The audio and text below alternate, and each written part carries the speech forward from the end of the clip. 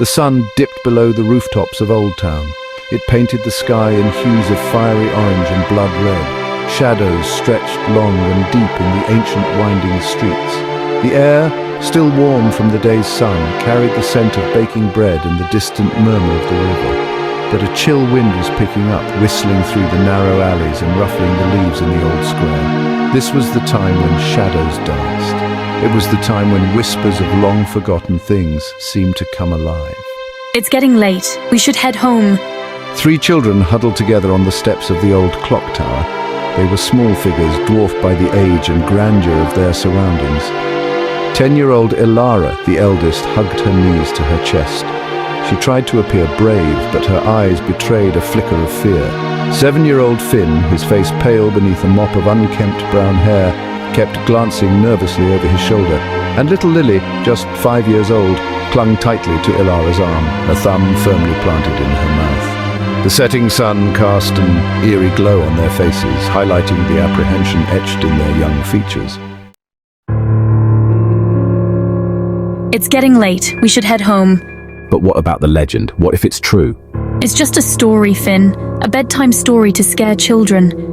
The legend of the Shadow Walker was deeply ingrained in the fabric of Old Town. It was a tale passed down through generations, a cautionary whisper that sent shivers down the spines of even the bravest souls.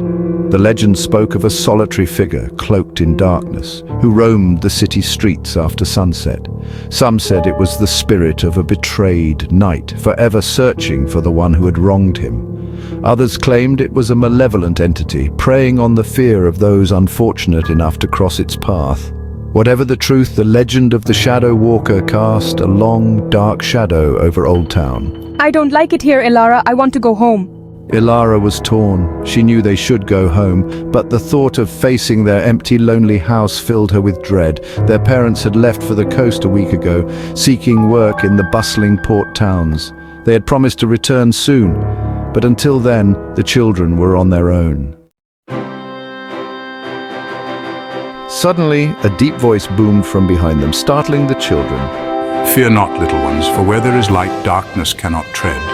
The children whirled around to find a tall, imposing figure standing behind them. His face was hidden in the shadows of a wide-brimmed hat, but the glint of kind eyes shone through the darkness. He wore a long, dark coat that reached almost to his ankles, and a heavy pack rested on his shoulders. A silver pendant, shaped like a knight on horseback, gleamed on his chest. Who are you? The stranger smiled gently. My name is Nicholas, and I'm a storyteller. He sat down on the steps beside the children, his presence strangely comforting. Do not believe everything you hear about shadows and darkness, for in every shadow there is also light. You just have to know where to look for it. Do you know any stories? Stories about heroes and bravery? I know many stories, young one, but none so brave as the tale of the Silver Knight. And so, as the last rays of sunlight faded from the sky, Nicholas began his tale.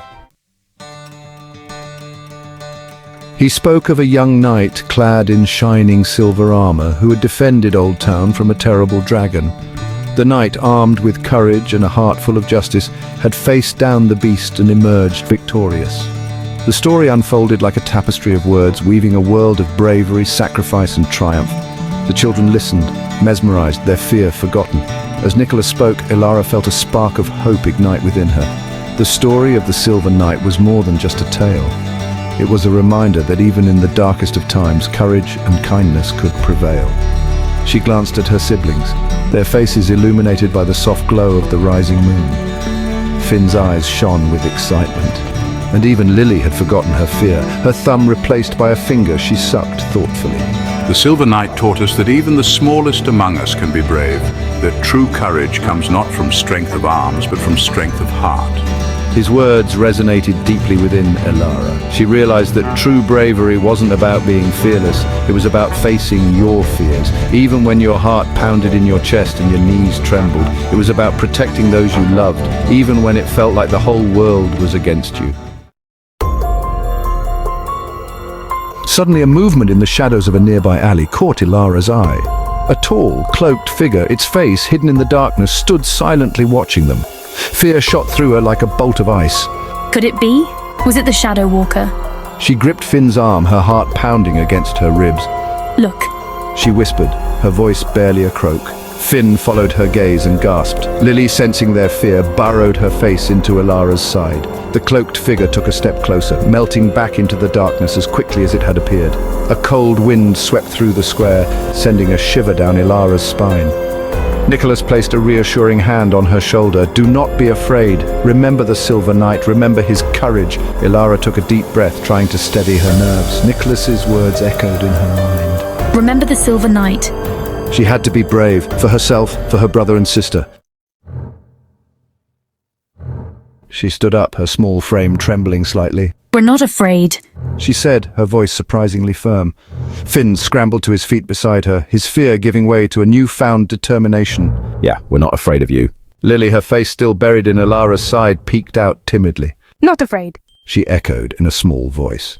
The cloaked figure remained silent, but Ilara could sense its hesitation. It was as if their defiance had caught it off guard. She knew they couldn't stand there forever. They had to do something. Ilara took a step forward, her chin held high. Who are you? What do you want? The cloaked figure didn't answer, but as Ilara watched, it slowly reached up and pushed back its hood. Standing before them was not the menacing figure they had feared, but a young woman, her face etched with worry.